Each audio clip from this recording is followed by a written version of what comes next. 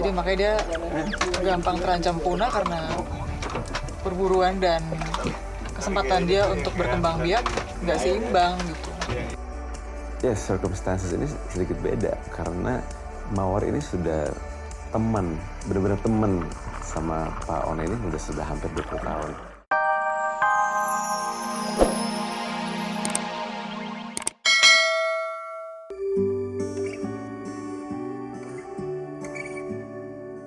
Pulau-Pulau Alor menyembunyikan daftar panjang kemegahan. Dari keajaiban bawah laut yang memesona hingga budaya unik penduduk dataran tinggi. Hari ini rencananya kita mau ketemu Pak One buat ngeliat dugong. Pak One itu pawang dugong. Ini kita mau ke rumah One, pawang dugong. Selamat pagi. Pagi. Pak One? Ya, One. Halo, Hemis. Jadi Pak One ya dengar-dengar dari kapan hari Pak One punya hubungan dekat sama dugong. Ya, Sudah berapa lama? sudah 18 tahun. Sudah 18 tahun kenal sama dugong ini, yang namanya Si Mawar. Si Mawar. Ya, Dan dia setiap kali Bapak datang dia tahu itu Bapak. dia tahu. Sudah Karena jinak. sekarang kalau tamu sudah info saya, besok jam begini, dia sejauh manapun batin antara dia dengan saya. Wow. Jadi dia jauh manapun dia akan menuju ke lokasi yang awal pertama saya ketemu. Wow. Dia tahu Bapak orang baik. Ya, jadi justru karena itu saya bilang, kalau kita cintain alam, karena itu ibadah. Kalau kita mau betul-betul. Ini contoh yang luar biasa untuk semua orang penonton. Ya kita harus berhubungan dengan alam seperti ini. Kita lagi numpang di rumah mereka sebenarnya. Ya, itu jalan. Oke. Jadi tidak diizinkan untuk disentuh oleh tamu, tidak berisik, ya, tidak berisik. Kamera dijaga supaya jangan jatuh di laut. Iya, waktu saya dengar ada yang namanya Pak One yang istilahnya seperti pawang dugong yang bisa panggil dugong, saya nggak tahu mesti mikir apa ya. Ini orang sudah ada hubungan sama dugong ini sudah hampir 20 tahun. Karakteristik dugong ini seperti anjing ya, yang mau Sapi laut. Memang namanya sea cow, sapi laut. Cuman karakteristik yang ini nih karena dia udah terbiasa dengan interaksi sama manusia, dia manja banget. Setelah ngobrol-ngobrol dengan Pak One, dia ngajak kita naik boat ke tengah laut. Jadi unik ya. Meskipun dugong itu mungkin dia lagi di mana gitu kan, lagi berenang, lagi cari makan segala macem. Kalau dia dengar boatnya Pak One datang, terus Pak One panggil-panggil sambil dia masukkan tangannya ke dalam air, cipak-kecipuk gitu. Si Mawar datang dong, ya ampun.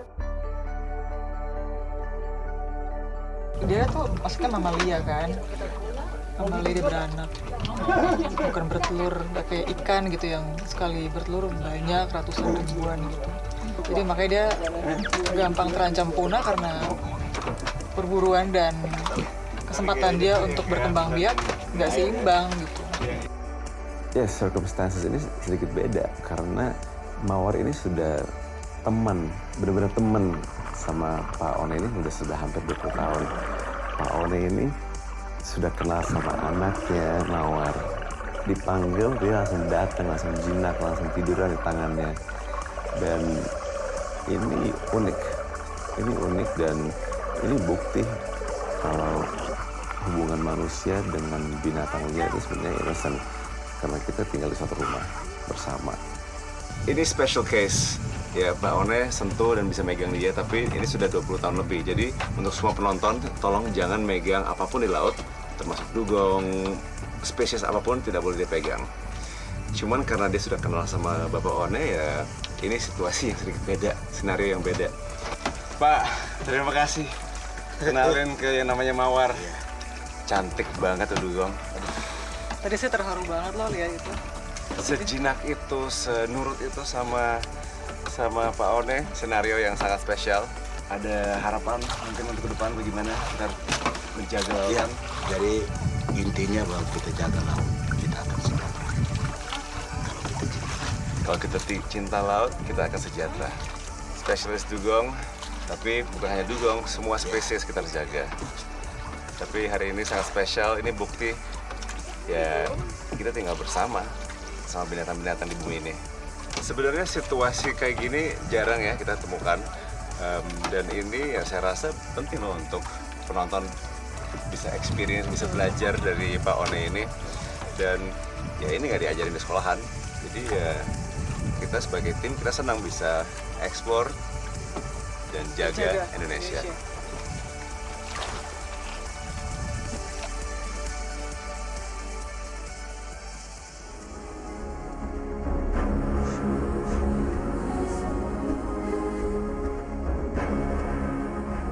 Ya, satu fitur di Alor yang bikin ini beda dengan sebagian Indonesia yang lain adalah landscape-nya. Tanahnya subur, ya semua orang ada hubungan sama pertanian yang punya kekayaan sendiri. Dingin. Kita baru nyampe di desa Taman Mataru dan ketemu bapak yang baik ini yang udah bikin banyak kopi untuk semuanya. Dan hari ini saya mau ditemenin sama bapak untuk lihat air terjun. Ini air terjun yang paling tinggi di Alor. Dan katanya bagus banget. Mataru itu yang unik adalah air terjunnya. Jadi saya diajak sama bapak tua ke bawah situ, jalan-jalan sekitar 40 menit ke air terjun, lewatin hutan. Dan di situ saya ngerasa dunia sebelum agama-agama masuk ke Alor itu masih kental sekali di situ. Jadi lo bawa bibit datang taruh di atas batu sini baru. Jadi panen tanaman tergantung sama batu ini? Iya, batu ini. Jadi ini sebenarnya dianggap kayak batu panen untuk petani-petani di sini. Taruh bibit di sini, kalau besoknya nggak dimakan tikus, berarti panen buat tahun itu bakal lancar dan bagus ya. Iya. Jadi ini hoki lah ya untuk tanaman, untuk petani-petani di sini. Iya.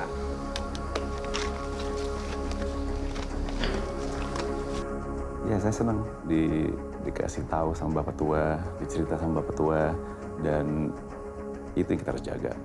Cerita-cerita seperti itu yang takutnya ke depannya bakal hilang.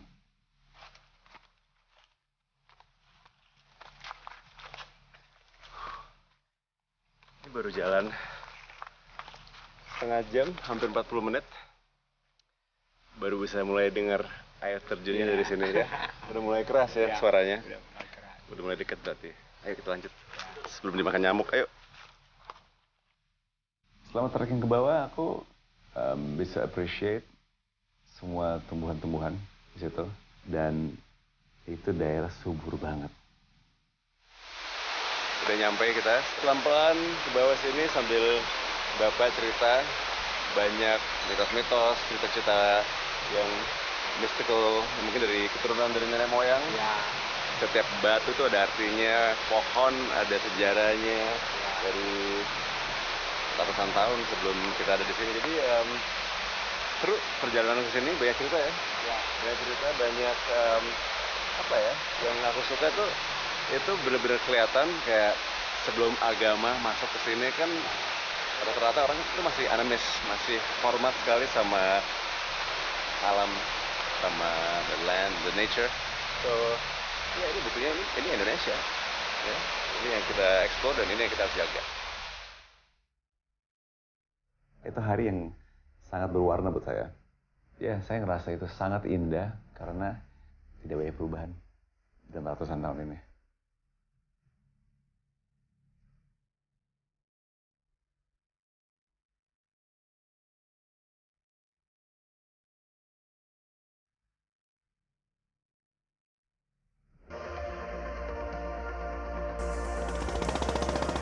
Ada sedikit perubahan di culture, lautan, orang Bajo, orang spearfishing, orang nyelam.